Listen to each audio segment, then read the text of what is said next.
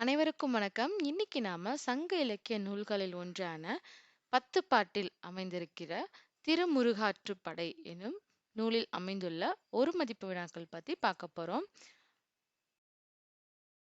திருமுருகாற்றுப்படை என்னும் நூலை பாடியவர் நக்கீரர். திருமுருகாற்றுப்படையில் அமைந்துள்ள பாடல் அடிகளின் எண்ணிக்கை எத்தனைனா 317. இந்நூலினுடைய பாட்டுடை தலைவன் யார் என்றால் முருகன். பாட்டுடை தலைவன் பெயரில் அமைந்த ஒரே ஆற்றுப்படை நூல் எதுவென்றால் நம் திருமுருகாற்றுப்படை. திருமுருகாற்றுப்படையின் வேறு பெயர் என்னவென்று பார்த்தோம்னா புலவர் ஆற்றுப்படை. இதே மாதிரி பத்துப்பாட்டு நூல்கள்ல இருக்கிற சில நூல்களுக்கு மட்டும் வேறு பெயர் அமைந்திருக்கும். அது இன்னொரு வீடியோல நான் ஆல்ரெடி சொல்லியிருக்கேன். உங்களுக்கு பார்க்கணும்னா ஷார்ட் வீடியோல பாருங்க. திருமுருகாற்றுப்படையின் வேறு பெயர் புலவர் ஆற்றுப்படை. திருமுருகாற்றுப்படை எந்த பாவால் ஆனது அப்படின்னு பார்த்தோம்னா ஆசிரிய பாவால் ஆனது. பத்துப்பாட்டில் காலத்தால் பிந்திய நூல் திருமுருகாற்றுப்படை. ஆற்றுப்படை என்பதன் பொருள் வழிப்படுத்துதல். ஆறு என்றால் வழி, படை என்றால் படுத்துதல், ஆற்றுப்படை என்றால் வழிப்படுத்துதல் என்று பொருள். பத்துப்பாட்டில் முதல் பாட்டாக இருப்பது திருமுருகாற்றுப்படை.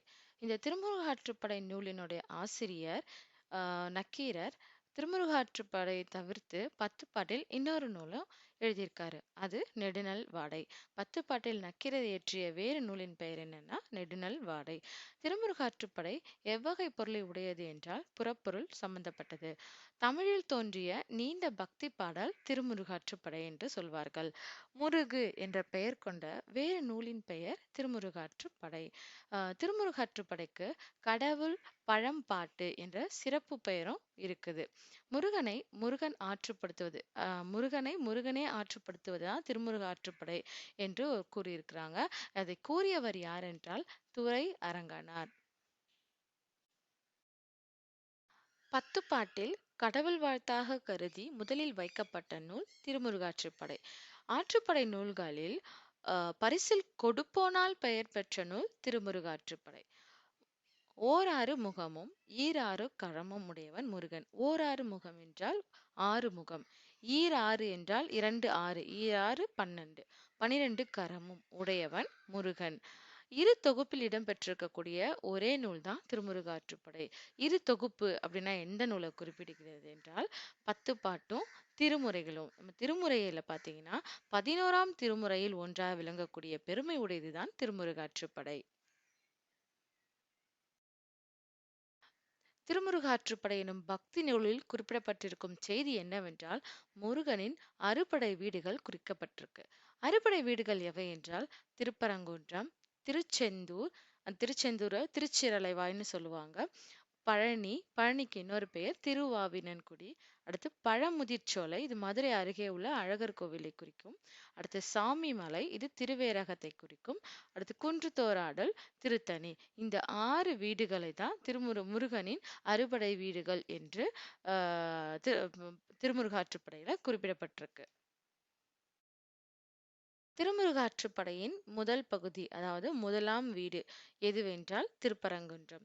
இந்த பகுதியில் குறிப்பிடப்பட்டிருக்கும் செய்திகள் என்னவென்றால் திருப்பரங்குன்றத்து மலையின் சிறப்பு, அடுத்து இயற்கை வளம், முருகனின் அந்த திருப்பரங்குன்றத்து மலையில் வீற்றிருக்கும் முருகனின் திருக்கோலம், முருகன் சூரனுடன் செய்த போர், இது போன்ற செய்திகள் முதலாம் படைவீடான திருப்பரங்குன்ற என்றும் படைவீடு பற்றிய செய்திகளில் குறிப்பிடப்பட்டிருக்கு. அடுத்து திருமுருகாற்றுப்படையின் இரண்டாம் பகுதி, அதாவது இரண்டாம் படை வீடு, அறுபடை வீட்டில் இரண்டாம் படை வீடு திருச்செந்தூர். திருச்செந்தூர் பகுதியில் என்ன குறிப்பிடப்பட்டிருக்குன்னு பாத்தீங்கன்னா முருகனின் 6 முகங்களின் சிறப்பு, 12 கைகளின் செயல், திருச்செந்தூரின் சிறப்புகள், இவை அனைத்தும் கூறப்பட்டிருக்க நூலாக திருமுருகாற்றுப்படை திகழ்கிறது. மூன்றாம் பகுதி, அதாவது மூன்றாம் படை வீடு பழனிமலை. பழனிமலை முருகனை வழிபடும் முனிவர்களின் பெருமை, முருக பக்தர்களின் இயல்பு கூறப்பட்டிருக்கிறது. நான்காம் பகுதி, அதாவது நான்காம் படை வீடு என்பது சாமிமலையை குறிக்கும். சாமிமலையின் வேறொரு பெயர் திருவேரகம். இந்த திருவேரகத்தில் வீற்றிருக்கக்கூடிய முருகனை வழிபடுவோரை பற்றிய செய்திகள் கூறப்பட்டுள்ளது. ஐந்தாம் பகுதி குன்றுதோராடல். குன்றுத்தோறாடல் என்பது திருத்தணியை குறிக்கும். இந்த பகுதியில் அனைத்து பகுதி மலைநாட்டு மக்களும் குறவை கூத்தாடி வணங்கும் முறை பற்றி கூறப்பட்டிருக்கிறது. 6ஆம் பகுதி பழமுதிர் சோலை. இது அமைந்துள்ள இடத்திற்கு இன்றைய பெயர் அழகர் கோயில்.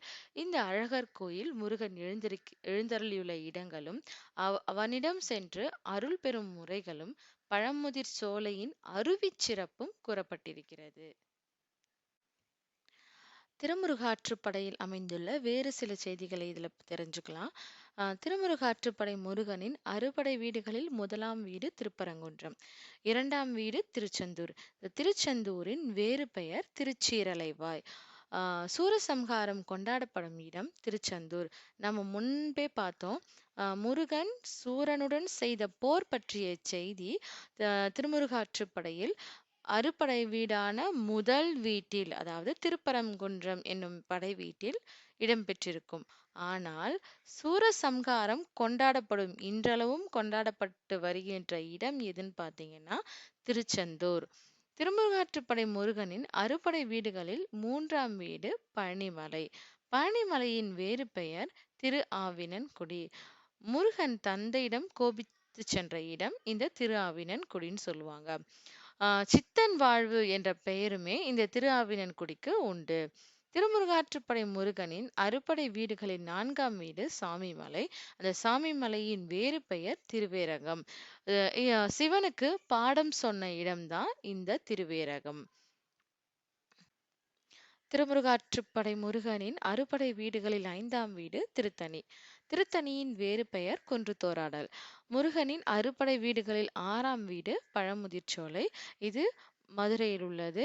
அழகர் கோயில் என்று அழைக்கப்படும் சிறப்பிற்குரியது. தமிழ் கடவுள் என போற்றப்படும் சிறப்பிற்குரியவன் முருகன்.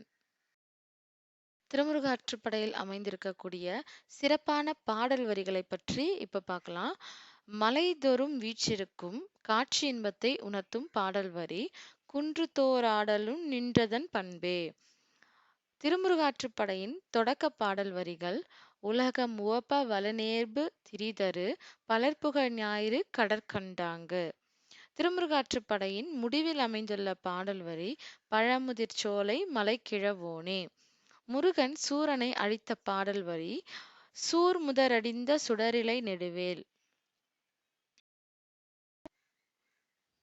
உலகம் உவப்ப என்ற அடிகளை உடைய நூல் திருமுருகாற்றுப்படை. சிவபெருமானின் மகனாய் பொலியும் முருகன் என்பதை உணர்த்தும் பாடல் வரி முக்கண் மூவையின் முக்கிய செல்வன். வேண்டும் வரத்தை நல்கும் அன்புடையவன் முருகன். இதை உணர்த்தும் பாடல் வரி காதலில் உவந்து வரம் கொடுத்தன்றே ஒரு முகம். மேலும் சில மேற்கோள் பாடல்களை பார்க்கலாம்.